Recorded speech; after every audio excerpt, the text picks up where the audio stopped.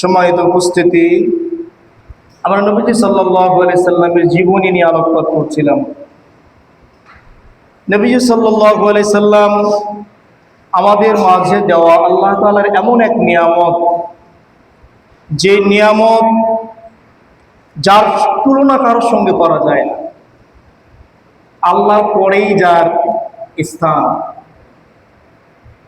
এই পৃথিবীতে আল্লাহর পরে যদি সম্মানিত কেউ থেকে থাকেন, তাহলে তিনি হচ্ছে আমাদের নবী জনাবে মুহাম্মদ রাসূলুল্লাহ সাল্লাল্লাহু আলাইহি ওয়াসাল্লাম।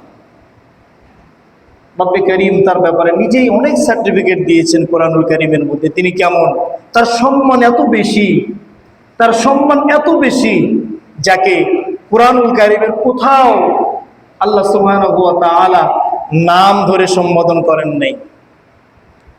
অন্যান্য নবীদেরকে ডাক দিয়েছেন, ইয়া ইয়াহইয়া খুযিল কিতাবা বিকুওয়া, ডাক দিয়েছেন ইয়াহইয়া, কিতাব গ্রহণ করো, কিতাব নাও, নাম ধরে ডাক দিয়েছেন।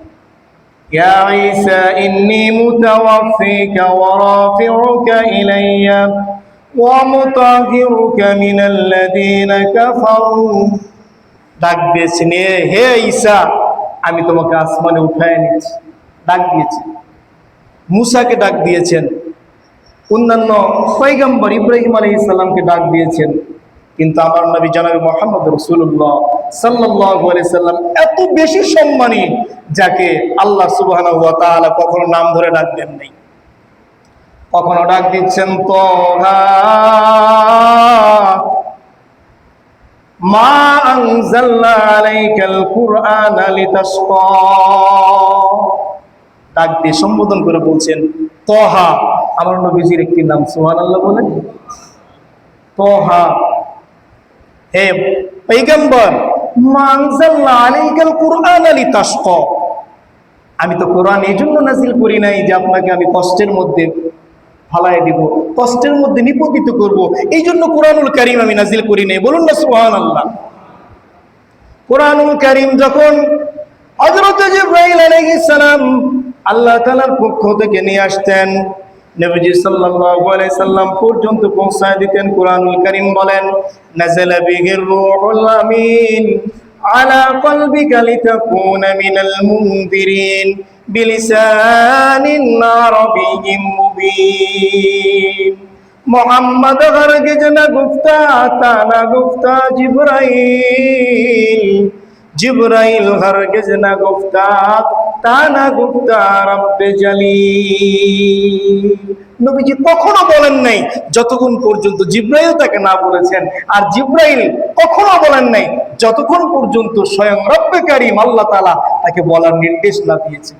আল্লাহ বলছেন এই কোরআনুল কারীম, এই কোরআন নাযালা বিহির রূহুল আমিন, নবীজি আপনার কাছে খুব শক্তিশালী আত্মা, রূহ, এইটা আপনার কাছে নিয়ে আসছে, আল্লাহ তাআলার কাছ থেকে নাজিল করেছে, নিয়ে আসছে এই রূহুল আমিন জিবরাইল আলাইহিস সালাম আলা কলবিকা, আপনার অন্তরের মধ্যে এটা আমি এলকা করে দিয়েছি, আপনার অন্তরের মধ্যে ঢেলে দিয়েছি, লিতাকুনা মিনাল মুনদিরিন, যাতে করে আপনি এই কোরআনুল কারীম দিয়ে মানুষকে বিধি প্রদর্শন করতে পারেন। বলুন না সুবহানাল্লাহ।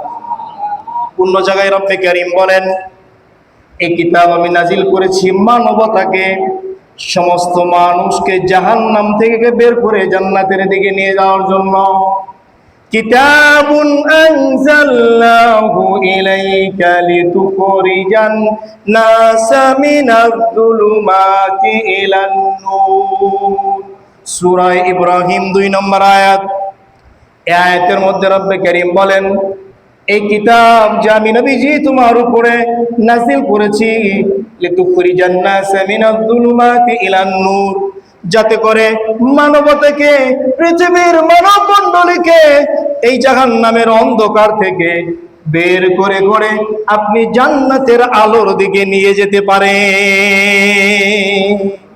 এই কোরআনুল কারীম যখন নাযিল হচ্ছিল, নবীজি সাল্লাল্লাহু আলাইহি ওয়াসাল্লাম বারবার তার জিহ্বাটা সঞ্চালন করতেছিলেন, বারবার নাড়াচ্ছিলেন, কিন্তু এর কারণে রব্বে কারীম আল্লাহ তাআলার অনেক কষ্ট হচ্ছিল। পয়গম্বর, জিবরাইল আপনার কাছে যা নিয়ে নাযিল হয় এটা বারবার আপনি পড়েন কেন?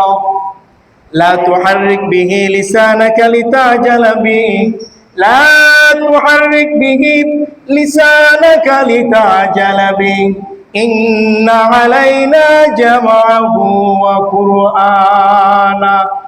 বারবার আপনি জিহ্বা সঞ্চালন করবেন না, বারবার আপনি আপনার জিহ্বাকে নড়াবেন না। ইন্না আলাইনা জামাআহু ওয়া কুরআনা, এই কোরআনকে আপনার বুকের মধ্যে, আপনার অন্তরের মধ্যে, আপনার কলবের মধ্যে সেটিং করে দেওয়ার দায়িত্ব আমি আল্লাহ। বলুন না সুবহানাল্লাহ। বারবার যখন নবীজি সাল্লাল্লাহু আলাইহি সাল্লাম পড়ছিলেন, আল্লাহ বলেন মা আনজালনা আলাইকাল কুরআনা লিতাশকা। আপনি বারবার পড়বেন, বারবার জিহ্বা নড়াবেন, বারবার আপনি কষ্টের মধ্যে নিজেকে নিপতিত করবেন। এই জন্য তো আপনাকে আমি আপনার উপরে কোরআন নাজিল করি নাই।